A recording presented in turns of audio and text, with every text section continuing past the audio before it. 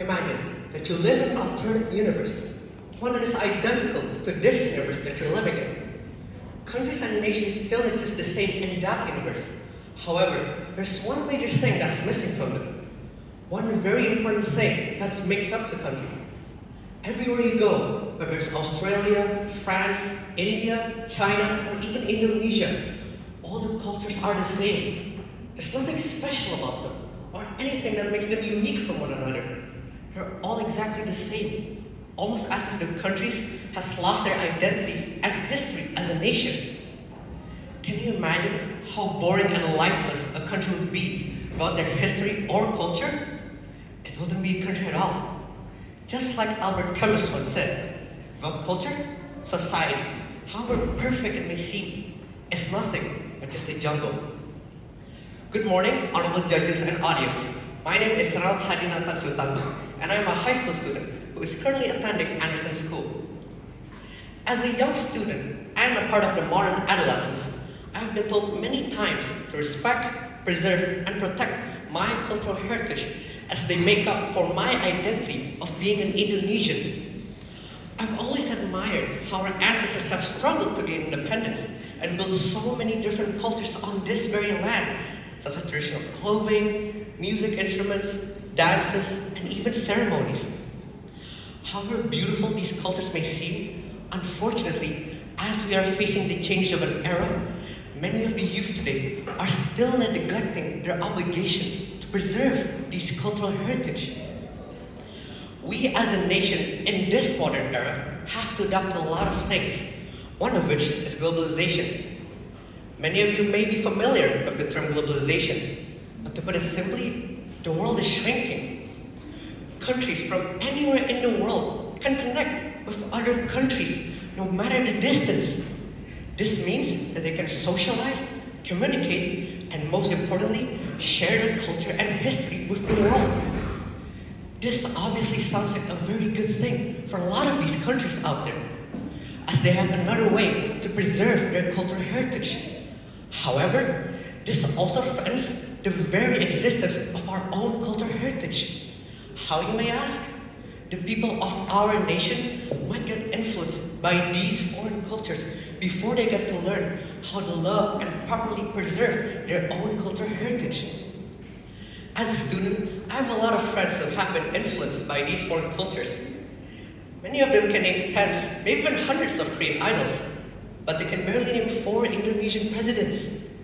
I mean, it's okay to learn about foreign cultures or history, but you should at least learn about your own country's cultural heritage and history before you learn about foreign ones.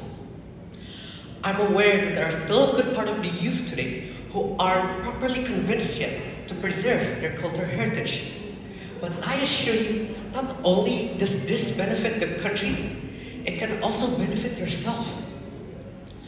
Firstly, by learning about our country's culture and the history behind it, we can get a lot of lessons from them. You may have heard the saying, Bhinneka Tunggal Ika, which means united in diversity. This saying is really reflected on the many cultures that Indonesia has, as they're all so different, but they all each have their own important lessons that we can take. And these lessons make up for the moral beliefs of the whole entire nation. Take the wayang as an example. The wayang is a lever puppet that is used to tell folktales all over the country and even the world. These folktales usually have an overarching moral principle that surrounds the whole narrative of the story. By learning about these moral principles, we can learn on how to become a better person for ourselves and the people around us, whether it's about being kind, patient, more tolerant, or other virtues. Preserving our cultural heritage is of course not something that we must do alone. We as the youth of this generation, the modern adolescents, have to work together to preserve our culture and share them to the world. By working together, we also get to create new bonds and meet new people that might influence or impact our lives for the better. There's this organization in South Jakarta called the Indonesian Dance Theater. This organization aims to teach the young generation of Indonesians about the traditional dances and their history. They aim by doing this to preserve these dances for a long generation to come and prevent them from fading away. The members of this organization did not know much about each other when they first met. However, as they studied together and learned every day, they grew bonds, and those bonds strengthened.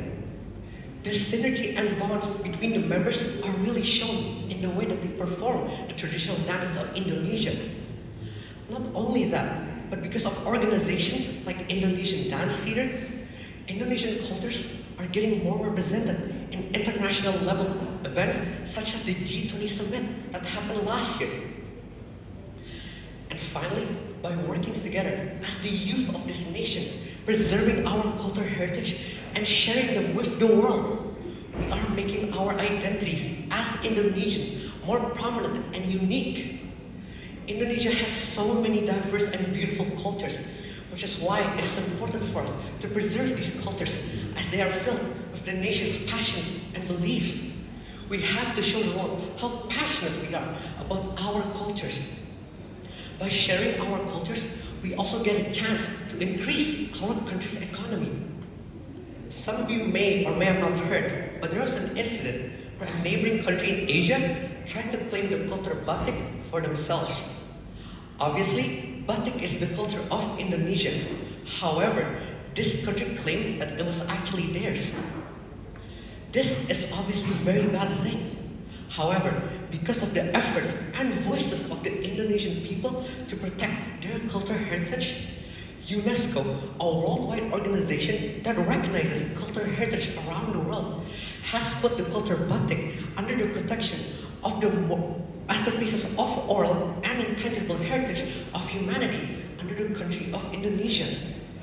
This means that the culture batik is now officially recognized by the entire world by this organization is fully being Indonesian and is now protected so no other country can claim it. Because of this incident, the popularity of Indonesia and batik skyrocketed, which then led to job opportunities in Indonesia opening up in the section of batik production, since so many foreign people wanted to learn and even buy batik products. This really shows that our efforts in preserving and protecting our cultural heritage as Indonesians will never be in vain. Every day, when we preserve our culture, when we protect our cultures, we are making our identity more prominent and more recognized by the entire world. We, as the youth of this nation, has been given the opportunity to preserve our cultures, and we should fulfill this obligation fully. Not only that, but we, as the modern adolescents of this nation, has the most potential and creativity in fighting back against influences such as globalization and other foreign cultures. Just like our first president, Insinyur Soekarno, once said, "Give me 10 youths and I will shape the world." We should be proud of being Indonesian. We should be proud of having so many different cultures, different ethnicities, coming from different backgrounds. And we as a nation can still unite as a single nation to protect our cultures and achieve a single goal. I hope that the youth of this nation will continue in giving their efforts and preserve our cultural heritage. I also hope that by doing this, we are at the same time giving the opportunity to future generations to do the same for this nation. Remember, we aren't doing this just because we happen to be Indonesian. We are doing this for our culture, our history, and most importantly, our identity as a nation. Thank you very much and have a wonderful rest of your day.